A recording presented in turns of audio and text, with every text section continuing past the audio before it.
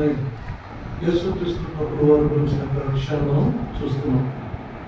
ఇక్కడ ఏంటంటే రూపాంతర కొండ మీద జరిగిన సంభాషణ, రూపాంతర కొండ మీద జరిగిన సంభాషణ ఏంటి అనే సందేశంలో మనం చూస్తున్నాం.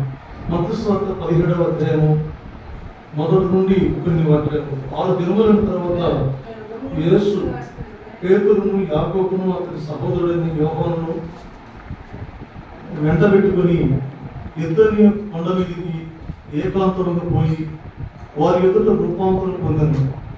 ఆయన ముఖము సూర్యుని వలె ప్రకాశించింది, ఆయన వస్త్రములు వెలుగు వలె తెల్లవాయను. ఇదిగో మోషేయు ఏలీయు వారికి కనబడి ఆయనతో మాట్లాడుచున్నది. అప్పుడు పేతురు, ప్రభువా, మనం ఇక్కడ ఉండటం మంచిది. నీకు ఇష్టమైతే ఇక్కడ నీకు 1, మోషేకు 1, ఏలియాకు 1 3 పర్ణశాలలు కట్టుదునని యేసుతో చెప్పాను. అతడు ఇంకనూ మాట్లాడుచుండగా ఇదిగో ప్రకాశమానమైన ఒక మేఘము వారిని కమ్ముకొనెను. ఇదిగో ఈయన నా ప్రియకుమారుడు, ఈయన యందు నేను ఆనందించుచున్నాను, ఈయన మాట వినుడని ఒక శబ్దము మేఘము నుండి పుట్టెను. శిష్యులు ఈ మాట విని ఓడలో పడి మిక్కిలి భయపడగా యేసు వారి యొద్దకు వచ్చి వారిని ముట్టి లెండి భయపడకూడదని చెప్పాను. వారు కన్నులెత్తి చూడగా యేసు తప్ప మరి ఎవరునూ వారికి కనబడలేదు. ఇక్కడ జరిగిన విషయాన్ని మీరు చాలా జాగ్రత్తగా గమనించండి. మీరు వాక్యం చదివినప్పుడు కానీ, చెప్తున్నప్పుడు కానీ, చదువుతున్నప్పుడు కానీ కొంత వాక్యం మనకు అర్థం కాదు. అంటే మరలా చదవాలి, మరలా వినాలి, జాగ్రత్తగా వినాలి, ధ్యానిస్తూ వినాలి. ఇలాంటప్పుడు మాత్రమే ఈ కొన్ని భావాలు మనకు అర్థమవుతూ ఉంటాయి. ఇక్కడ మీరు గమనించినట్లయితే తాబోరు కొండని, మరి యెరూషలేము కొండని, ఓలివ కొండని, మరి లెబనోను కొండని, హెర్మేలు పర్వతం అని పలు విధమైనటువంటి పర్వతాలు, కొండలు అనేటువంటి పేర్లు నా వెంకటేశ్వర అని ఉంటున్నాయి. సరే, ఏది ఏమైనా ఈ కొండలకు గురించి నేను మాట్లాడలేదు, కానీ రూపాంతరం పొందిన పర్వతం లేక కొండ లేక ప్రదేశం. యేసుక్రీస్తు ప్రభువు వారు భూమి మీద ఉన్న కాలంలో రూపాంతరం పొందాడు. తాను మరొక రూపము దాల్చడము జరిగింది. ఒకటి దేవుడు తన రూపం మార్చుకొని మానవునిగా పుట్టడము ఒక రూపము. ఆ తర్వాత రూపాంతరం కొండ మీద యేసుక్రీస్తు ప్రభువు వారు తానున్నటువంటి రూపం మరొకసారి మార్చుకొని ఆ ప్రత్యక్షతను తనతో ఉన్నటువంటి శిష్యులకు ప్రత్యక్షంగా తన మహోన్నతమైన మహిమగల రూపాన్ని రూపాంతరం కొండ మీద వారికి ప్రత్యక్షపరిచాడు. ఇది అక్కడ జరిగిన విషయం. దీంతో పాటు కూడా ఒకవైపున ఏలియాయు, ఒకవైపున మోషేయు, ఒకవైపున యేసు రూపాంతరం పొందినటువంటి మహిమ దేహం, ఒకవైపున శిష్యులను ఇలా ఉంది. ఇలా ఉన్నప్పుడు చూసినటువంటి పేతురు, యోహాను అంటున్నారు, అయ్యా, నీకు ఒక పర్ణశాల, ఏలియాకు ఒక పర్ణశాల, మోషేకు ఒక పర్ణశాల కట్టిస్తాను, మనం ఇక్కడే ఉందాము అంటూ తన అభిలాషను వ్యక్తం చేసినటువంటి ఆ సందర్భంలో వారు ఒక స్వరాన్ని కూడా వారు విన్నారు. ఇతరు నా ప్రియకుమారుడు, ఇతరు ఎందుకు నేను ఆనందిస్తున్నానంటూ మరి పరలోకం నుండి ఒక శబ్దం రావడం కూడా వారు విన్నారు. ఆ శబ్దాలు వింటున్నటువంటి వారు మూర్చపోయి పాటలు పడారు. ఆ తర్వాత ప్రభువు వారు బుద్ధి లేపడం కూడా జరిగింది. ఇటువంటి సందర్భము జరిగింది. రూపాంతరం కొండ మీద ఎందుకు ఈయన ప్రత్యక్షపరుచుకున్నాడు తనను తాను, ఎందుకు మహిమ దేహంగా మార్చబడ్డాడు, అక్కడికి ఏలియాలు ఎందుకు వచ్చారు, మోషే ఎందుకు వచ్చారు, అక్కడ జరిగిన సంభాషణ ఏంటి అనేటువంటి విషయాలపైన మనం అధ్యయనం చేసినట్లయితే ఎన్నో అర్థాలు, ఎన్నో భావాలు అందులో మనకు కనిపిస్తూ ఉంటాయి. అయితే రూపాంతరం కొండ మీద రూపాంతరం పొందినటువంటి ఆ ప్రదేశంలో ఆ రూపాంతరం పొందినటువంటి ఆ సమయంలో వారు చర్చించుకున్న విషయాలు ఏమి, అక్కడ ఏం జరిగింది? రూపాంతరం పొందడం ఒకటి, స్వరము వినడము ఒకటి, వారు పడిపోవడము 2, యేసు వారిని ముట్టడము 3, ఆ తర్వాత ఏలియా, మోషే ప్రవక్తలు అక్కడ ప్రత్యక్షం కావడం, ఇందులో ఉన్న పరమార్థం ఎందుకు ఇదంతా జరిగింది అనేటువంటి విషయం పైన మనం ఆలోచన చేస్తే మరి చర్చించుకున్నట్లయితే బైబిల్ గ్రంథంలో ఉన్న విషయాలు కొంతవరకు మీకు ఒక శాఖలో కోణం గుండా మీకు వివరించడానికి ప్రభు ఇష్టపడుతున్నాడు. ఒకటి ఒక సంభాషణలో ఉన్నటువంటి మర్మం ఏంటి, ఆ సంభాషణ ఉన్న అర్థం ఏంటి అనేటువంటి విషయం పైన మనం అధ్యయనం చేద్దాం. ఒకటి, భూలోకంలో జరుగుతున్న సిలువ యుద్ధం గురించిన అన్వేషణ. ఒకటి, ఆ సంభాషణలో జరిగినటువంటి పరమార్థం ఏంటంటే భూలోకంలో జరుగుతున్నటువంటి సిలువ యుద్ధం. సిలువని ఎలా జయించాలి, సిలువని ఎలా గెలవాలి, సిలువని ఎలా మోయాలి, సిలువలో ఎలా తన ఓపికను తన పరిశుద్ధతను గుర్తుంచుకుని మరి క్రీస్తు తాను దేవుడు తనకు అప్పగించినట్టు విధానాన్ని ఏ విధంగా సిలువ జయోత్సాహం ఏ విధంగా జరగాలనే చర్చలు అక్కడ జరిగినట్టుగా మనము చూస్తూ ఉన్నాం. ఆ తర్వాత సిలువ యుద్ధమే కాకుండా మరణాంతరము ఏం జరగాలి, మరణించే ముందు ఏం జరగాలి, మరణిస్తున్నప్పుడు ఏమి మాట్లాడాలి, ఎవరిని ఎలా ఆదరించాలి అనేటువంటి చర్చలు అక్కడ జరిగాయి. ఆ తర్వాత రెండు, పాతాళ లోకములకు ప్రయాణం గురించి కూడా అక్కడ చర్చ జరిగింది. పాతాళ లోకం గురించిన ప్రయాణం కూడా జరిగింది. ఈయన సిలువలో మరణించిన అనంతరం ఒకటి పరలోకం వెళ్ళాలి, రెండోది పాతాళ లోకానికి వెళ్ళాలి. ఆ తర్వాత పాతాళ లోకానికి వెళ్ళి క్రీస్తునందు విశ్వసించి మృతులైన వారిని పలకరించాలి.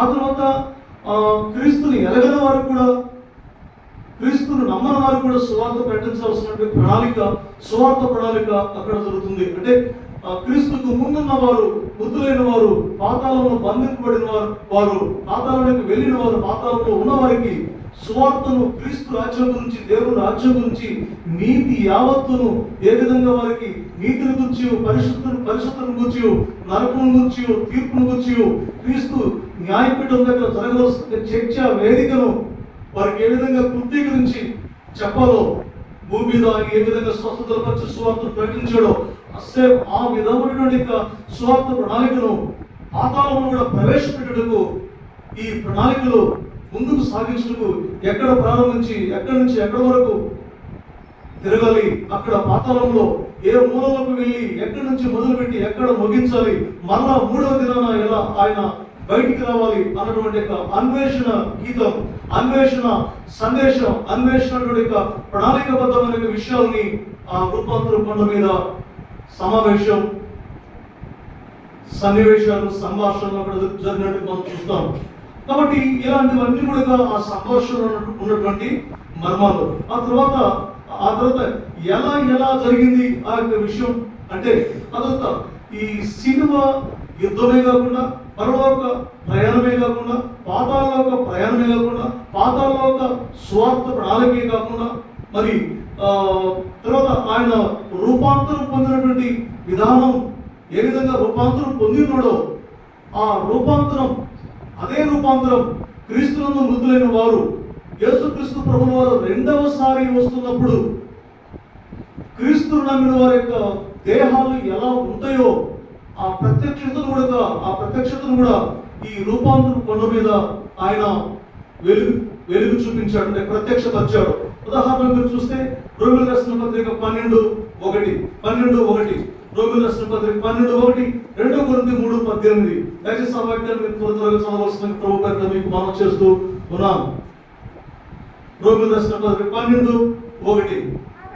కాబట్టి సహోదరులారా, పరిశుద్ధమును దేవునికి అనుకూలమైన సజీవ యాగముగా మీ శరీరములను ఆయనకు సజీవ యాగంగా మీ శరీరములను సమర్పించుకున్నాడని, క్రీస్తు వాత్సల్యం చొప్పున నేను దేవుని వాత్సల్యం చొప్పున మిమ్మల్ని బ్రతిమాలుకుంటున్నాను అని అంటున్నాడు. అంటే సజీవంగానే మన దేహాన్ని క్రీస్తుకి సజీవ యాగంగా, మన దేహమును సజీవంగా యాగం చేయాలి, బలి అర్పణ చేయాలి, ఆయనకు సంపూర్ణంగా సమర్పించుకోవాలి. నీ దేహం పైన, నీ మనసు పైన, నీ ప్రాణం పైన, నీ ఆశల అన్నిటిపై కూడా నీకు హక్కు అధికారం లేకుండా సంపూర్ణంగా నీవు క్రీస్తుకు లోబడినట్టుగా ఒక సమర్పణ, అంటే చెప్పాలంటే మీకు ఒక కానుకలు వేసిన తర్వాత, కానుకలు సమర్పించిన తర్వాత అవి మీకు కావు, వాటిని మీరు మర్చిపోతారు.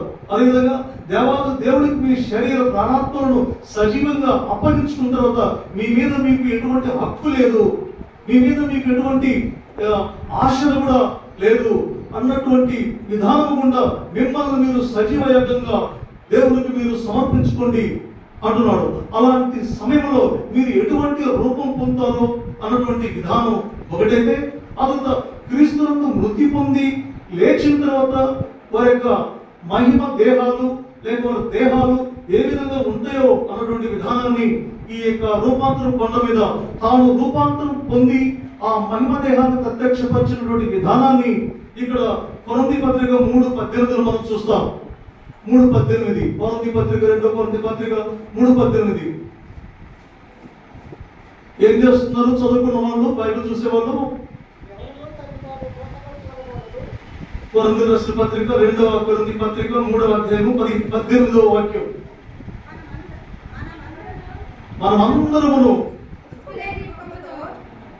మనమందరమును ముసుకులేని ముఖముతో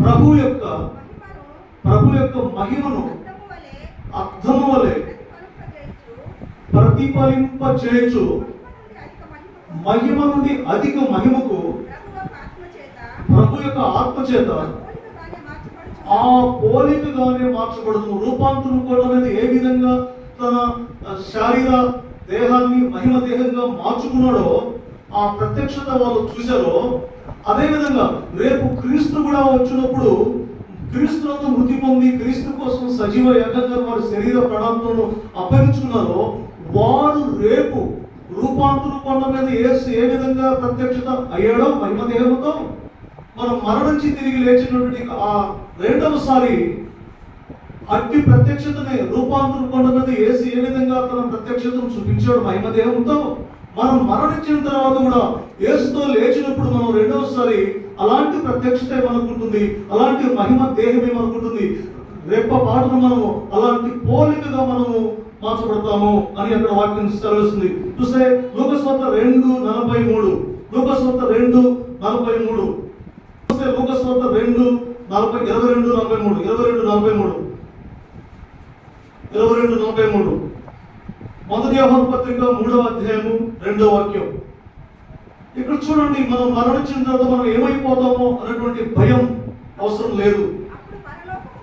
అప్పుడు పరలోకము నుండి దేవదూత ఆయనకు కనబడి ఆయనను బలపరచను, ఆయన వేదన పడి మరింత ఆతృతగా ప్రార్థన చేయగా ఆయన చెమట నేలపడుచుండు గొప్ప రక్త బిందువులుగా మారాడు. ఇక్కడ చూస్తే గెత్సేమనే తోటలో చేస్తున్నట్టుగా మరింత ఆవేదనతో మరింత ఆతృత చేస్తున్నటువంటి ప్రార్థనలో, ఆవేశంతో ఆతృత చేస్తున్న ప్రార్థనలో, శిలువ యాగానికి సిద్ధమవుతున్న సమయంలో పరలోకము నుండి ఒక దూత వచ్చి ఆయన్ను బలపరిచినట్టుగా మనము చూస్తాం.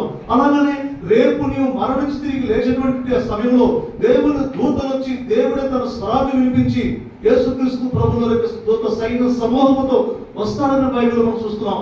ఒక్కొక్క దూత వచ్చి ఒక్కొక్కరిని లేపి తన మహిమను వారికి ఆపాదింపజేసి వారిని మహిమ దేహాలతో లేపుతారని చెప్పేసి అర్థం ఇందులో మనం చూస్తాం. యోహాను రాసిన పత్రిక మొదటి పత్రిక 3వ అధ్యాయము 2వ వాక్యం కూడా మీరు చూసినట్లయితే,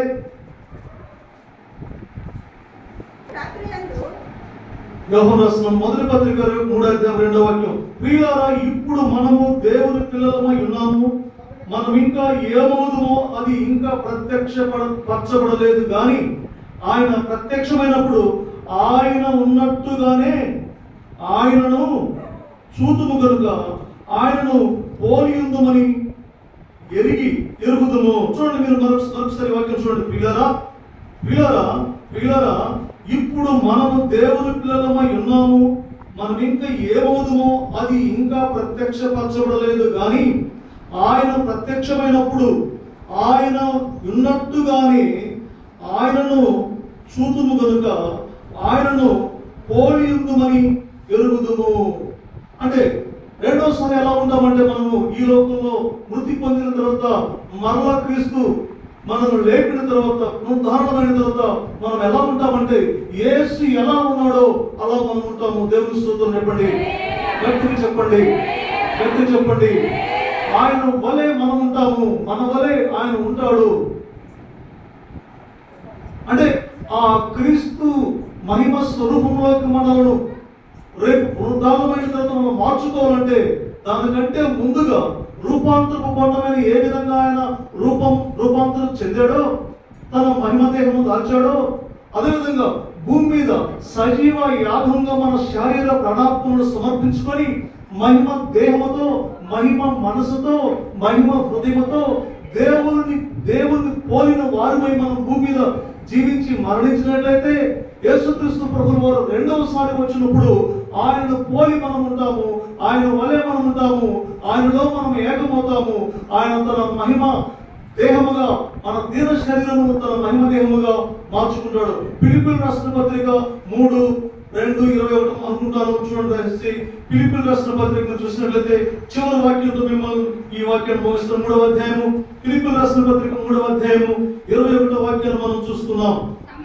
సమస్తమును తనకు లోపర్చుకున్న జాలిన శక్తిని బట్టి ఆయన మన దీన శరీరమును తన మహిమ గల శరీరముగా సమరూపము గల దానిగా మార్చుకొనును. మన దీన శరీరమును తన మహిమ గల శరీరముగా మార్చుకుంటాడు. క్రీస్తు రెండవ రాకడలో తన శరీరమును, తన మహిమ గల దేహముతో మన దీన శరీరమును ఆయన శరీరముగా మార్చుకొని ఆయన వల్ల ఉండునట్లుగా ఆయన ఆజ్ఞాపిస్తాడు. అప్పుడు మనము క్రీస్తుని పోలి ఉంటాము, క్రీస్తు వల్లే మనం ఉంటాం. ఇలాంటి గొప్ప లబ్ధి మహిమ మనం పొందుకోవాలంటే భూమి మీద ఉన్నప్పుడే మనం మారాలి, మన రూపం మారాలి, మన విధానం మారాలి, మన స్థితిగతులు మారాలి. ఉదాహరణకు ప్రత్యక్షత రూపాంతర కొండ పైన జరిగిన ఆ రూపాంతర ప్రత్యక్షత యేసుగా ఉండి మరియమ్మకు జన్మించిన తర్వాత మానవుడిగా ఎలా కనిపించిన ఆ మానవ రూపమును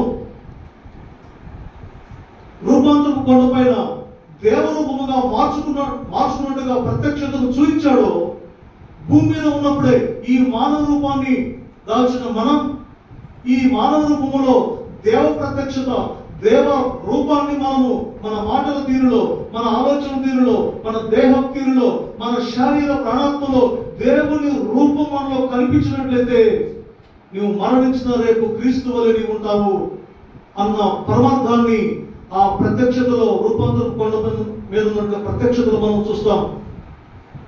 ఒకటి సంభాషణ మనం చూసాము. రెండవ రాకడలో ఆయన వచ్చినప్పుడు మనం ఎలా ఉంటామో అన్న విధానాన్ని మనం చూసాం. కాబట్టి ఇలాంటి అమూల్యమైన ప్రత్యక్షతను నీవు తీసుకొని నేను ఈ లోకంలో రూపాంతరం పొందుటకు, మార్పు చెందుటకు వీలు పడకపోతే రేపు నేను కూడా యేసులాగా మారలేను. అప్పుడు నీవు యేసులాగా మారకపోతే నీవు సైతాను రూపాన్ని తాల్చవలసి వస్తుంది. అప్పుడు సాధారణానికి నిత్య నరకాగ్ని అగ్నిగుండంలో నిన్ను ఆయన కాల్చివేస్తాడు. రోమిల రాసిన పత్రిక 12వ అధ్యాయంలో మీరు చూసినట్లయితే చివరి మాట నేను చెప్పి నేను ముగిస్తాను. రోమిల రాసిన పత్రిక 12వ అధ్యాయము 2వ వాక్యం, మీరు ఈ లోక మర్యాదను అనుసరింపగా ఉత్తమమైన, అనుకూలమైన, సంపూర్ణమైన ఉన్న దేవుని చిత్తమేదో పరీక్షించి తెలుసుకున్నట్లు మీ మనస్సు మారి నూతన మొదటి వలన రూపాంతరం పొందుడి. మీ మనస్సు మారి